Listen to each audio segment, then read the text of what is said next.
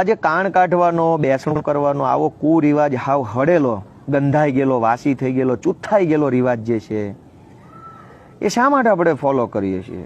ખોટી નપુંસક વસ્તી આગળ વધે, તમારા જેવો નવો નપુંસક તમે પેદા કરો, દેશમાં ખોટી વસ્તી વધે, લાઈનો વધે, દેશનું જમીન, દેશનું પાણી, રેતી, ખનીજ એનો ભાગ ખોટે ખોટો પડે, એના કરતાં તમે વાંઢા મરી જાઓ એ વધારે સારું છે. તો લગ્ન કરીને વસ્તી વધારવી કરતાં છાનામાના બેડે રહો ને ભાઈ જ્યાં છો ત્યાં. કોઈ માણસ બીમાર પડે તો એની ખબર કાઢવા જવાનું, મોટામાં મોટું ધતિંગ એ છે. બીજું કે સુરતમાં બેસણાના નાટકો બહુ ચાલે છે. એક આમ રોબોટિક વેમાં બેસણું થાય. રોબોટિક એટલે મશીનની જેમ માણસ આવે, મશીનની જેમ નમસ્તે કરે બે હાથ જોડીને. આપણે બધા સમજીએ છીએ કે આપણે બધા નાટક કરીએ છીએ. બેસણામાં જવાવાળા, બેસણું રાખવાવાળા બધા નાટક કરે. 80, 90, 100 વર્ષના દાદા દાદી એક્સપાયર થઈ જાય તો આપણે શું કામ બીજાનો ટાઈમ બગાડો? તમે તો નવરી બજાર હશો. દુનિયા તમારું કંઈ ઉખાડી લેવાની નથી અને તમને કંઈ આપી દે. મિત્રો, તમે આ સનાતન હિન્દુ ધર્મ વિરોધી આ ગોપાલ ઇટાલિયાના મગજમાં ભરેલી આ ગંદકી તમે એના મોઢેથી આ વિડીયોમાં સાંભળીને આવી તો કેટલી ગંદકી આ ગોપાલ ઇટાલિયાના મગજમાં ઠાંસીને ભરી છે. બસ મિત્રો, આપણે આવી જ રીતે આ ગોપાલ ઇટાલિયાની આ ગંદી માનસિકતા, આ ગોપાલ ઇટાલિયાના મગજમાં રહેલી આ ગંદકીને આ ગુજરાતની જનતાને બતાવતું રહેવાનું છે. મિત્રો, હજી સુધી તમે આ પેજને ફોલો ના કર્યું હોય તો આ પેજને ફોલો અને લાઈક જરૂરથી કરી દેજો. હમણાંથી ગોપાલ ઇટાલિયાની વાદે ચડેલા મફતિયા આપ્યાઓ એવા ગોપાલના પાગ્યાઓને એવો વહેમ કરી ગયો છે કે ગોપાલ ઇટાલિયા જ સર્વે સર્વા છે. એવો વહેમ કરી ગયો છે કે ગોપાલ ઇટાલિયા જ ગુજરાતનો સાચો હિતરક્ષક છે. એવો વહેમ કરી ગયો છે કે ગોપાલ ઇટાલિયા જે બોલે એમાં લોઢામાં લીટો હોય. પરંતુ આ પાગ્યાઓનો આ વહેમ આ ગુજરાતની જનતા આવનારી ચૂંટણીમાં કાઢી નાખવાની છે.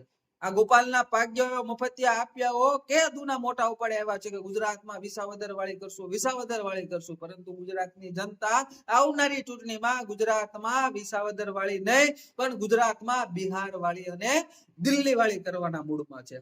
આ સનાતન હિન્દુ ધર્મ વિરોધી આ ગોપાલ ઇટાલિયા, ખાલિસ્તાની આતંકવાદીઓના ફંડ ઉપર જીવનારો આ ગોપાલ આપણા જે પૌરાણિક રીત રિવાજો છે, જે અનાદિ કાળથી ચાલ્યા આવે છે, એવા રિવાજોને આ માણસ ગોપાલ ઇટાલિયા ગંધાઈ ગયેલા, કૂથાઈ ગયેલા રિવાજ ગણે છે. આપણા સનાતન હિન્દુ ધર્મની અંદર કાન કાઢવી, કોઈનું મરણ થાય ત્યારબાદ બેસણું રાખવું, એની કાન કાઢવી, કોઈ માણસ બીમાર પડ્યું હોય તો એ બીમાર માણસને ખબર અંતર પૂછવા જવા, આ બધાને આ ગોપાલ ઇટાલિયા ગંધાઈ ગયેલા, તૂથાઈ ગયેલા રિવાજ ગણે છે. આ ગોપાલ ઇટાલિયાને ખંભે બેસાડીને જય ગોપાલના નારા રગાડતા મફતિયા આપ્યાઓ, આ બ્રેક વગરના ડંફરિયાઓ, આ ગોપાલના પાગ્યાઓ, આ આમ આદમી પાર્ટીના નેતાઓ અને કાર્યકર્તાઓ, જેથી તમારો દાદો કે તમારો બાપ ગુજરી જાય ને તેથી તમે આ કોઈ પણ હિન્દુ સમાજની જે રીત રિવાજ છે એ રીત રિવાજને ફોલો નહીં કરતા અને તમારા દાદા કે તમારા બાપને જે ગુજરી જાય ને એને સીધા ગટરમાં કે નદી કે નાળામાં ફેંકી આવજો એટલે કામ પતે. કારણ કે તમને એવો વહેમ કરી ગયો છે કે ગોપાલ ઇટાલિયા જે બોલે એમાં લોઢામાં લીટો હોય. તો તમે આ ગોપાલ ઇટાલિયાનો જે લોઢામાં લીટો છે ને, આ બોલ્યો છે ને, તો એ પ્રમાણે તમે આ બધું કરજો પણ ખરા.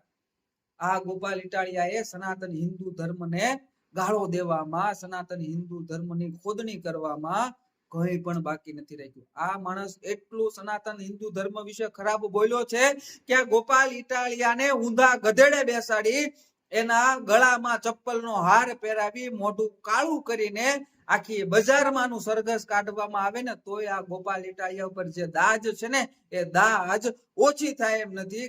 આ એ ગોપાલ ઇટાલિયા છે કે જેને સનાતન હિન્દુ ધર્મને બેફામ ગાળો આપી છે. પરંતુ હાલમાં ગોપાલ ઇટાલિયા અત્યારે ભલમનસાઈનો ધાબળો ઓઢીને, ઈમાનદારીનો ધાબળો ઓઢીને, ગુજરાતનો સાચો સેવક છે એવો ધાબળો ઓઢીને આ ગુજરાતની જનતાને મૂર્ખ બનાવવાનો પ્રયાસ કરે છે. પરંતુ હકીકતમાં એ ગોપાલે ઓઢેલા ધાબળાની અંદર વામપંથી વિચારધારા ધરાવનાર ગોપાલ છુપાયેલો છે. અર્બન નક્સલી વિચારધારા ધરાવનાર એ ગોપાલ એ ધાબળાની અંદર છુપાયેલો છે. સનાતન હિન્દુ ધર્મ વિરોધી માણસ જે ગણાય એ માણસ આ ગોપાલ ઇટાલિયા અત્યારે ધાબળાની અંદર છુપાયેલો છે. આને સનાતન હિન્દુ ધર્મ વિરુદ્ધ એટલું ઘસાતું બોલ્યો છે કે આ માણસ તમને જ્યાં મળે તો ત્યાં તમને એને લાફો મારી દેવાનું મન થાય. અને આ ગોપાલના પાગ્યાઓ પાછા હજી પણ એને જય ગોપાલ કરીને એને ખંભે બેસાડીને ફરી રહ્યા છે. એલા મફતિયા આપ્યો, તમે તમારા ધર્મના નથી થયા તો તમે ક્યારે આ દેશના નથી થઈ શકવાના. ગુજરાતની જનતા આ વાત ખાસ સમજી લેજો. આ ગોપાલ ઇટાલિયા ખાલિસ્તાની આતંકવાદીનું એક મોહરું છે અને એને ભલમનસાઈનો ધાબળો ઓઢેલો છે. બાકી એ ધાબળાની અંદર એકદમ વિકરાલ સ્વરૂપનો રાક્ષસ છુપાયેલો છે. મિત્રો, હજી સુધી તમે આ પેજને ફોલો ના કર્યું હોય તો આ પેજને ફોલો કરી દેજો અને સાથોસાથ આ વિડીયોને શેર પણ કરી દેજો.